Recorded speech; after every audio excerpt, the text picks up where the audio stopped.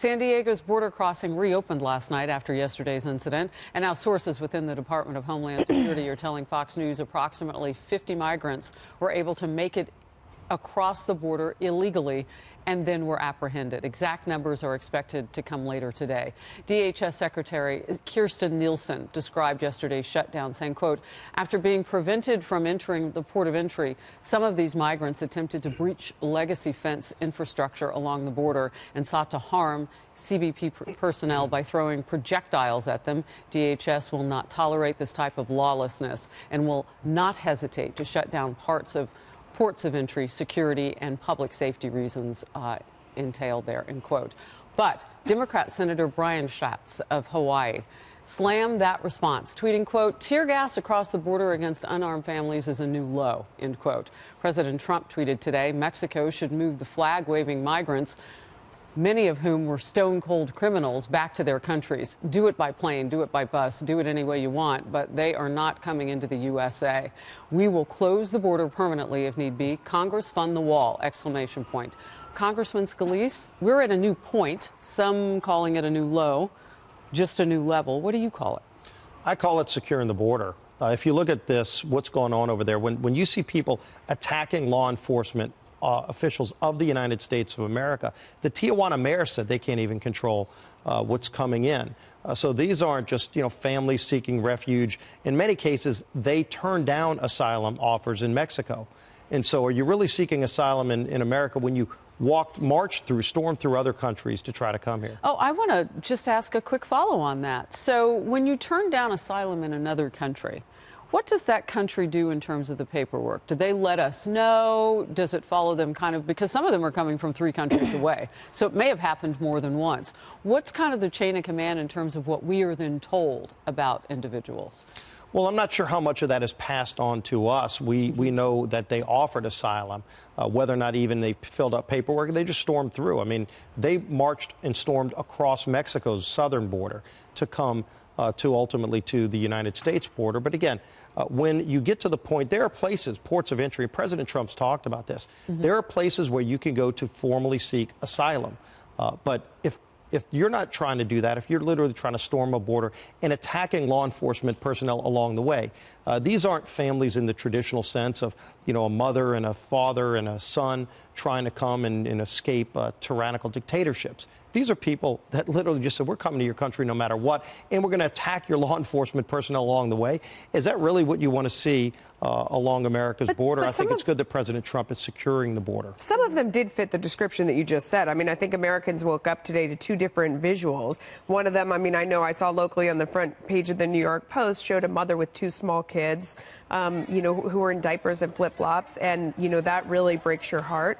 You see the other images, some of which, we've shown here, which show some of the violence that's going on. Do you think Americans are smart enough to realize that both things can be true at once? Absolutely. And when you see this, President Trump has said, look, there's a way to seek asylum in America, but attacking law enforcement personnel and trying to storm across, regardless in a different fashion, is not the way to come here. So people know there's a legal way and there's an illegal way to come into the United States of America.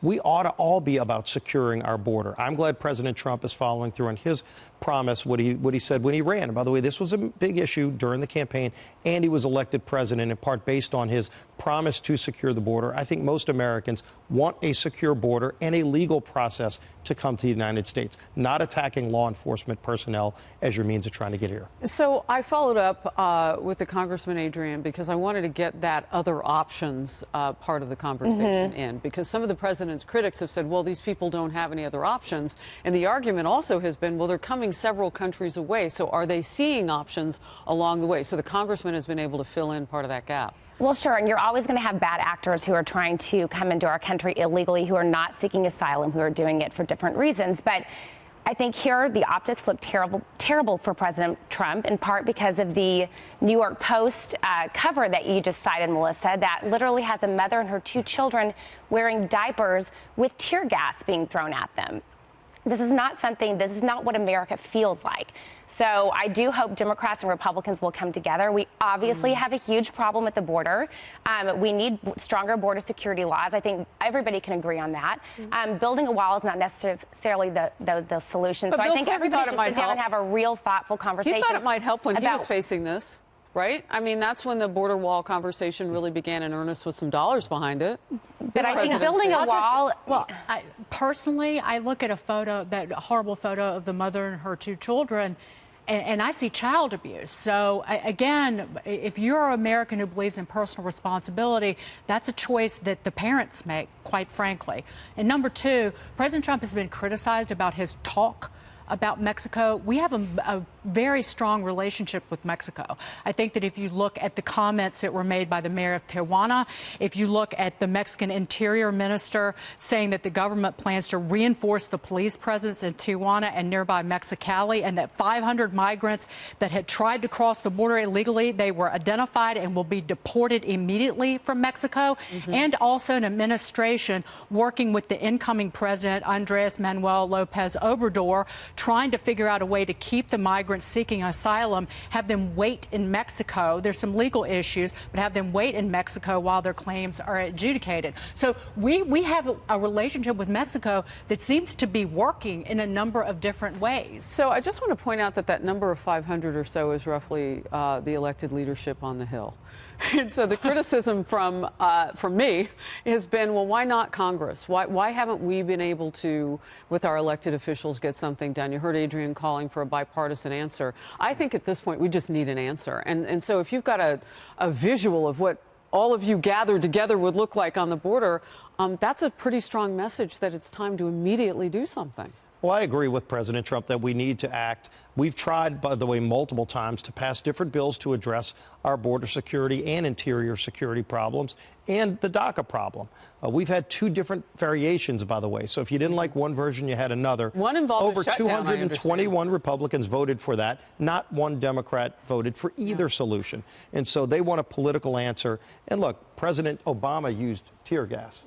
So, I mean, there have been attempts to secure the border by both presidents, by all presidents. Not enough has been done. President Trump has said, let's actually go all the way to secure the border, both interior and including building the wall. The one point I would make on that, Congressman, is that President Trump has had a full Republican House and Senate, and of course he controls the White House for the last 2 years, and nothing has happened. So, and a 60-vote requirement in the Senate, which I don't agree Correct. with on many of these issues, but that's the rule over there, and not one Democrat has been willing to play ball. And so that's where you've been. But they not tried. One Democrat. By the way, They tried. When Pelosi was Speaker last time and you had super majorities in the House and Senate and President Obama, not one time did they try to bring a bill to solve this problem. Yeah, why is that?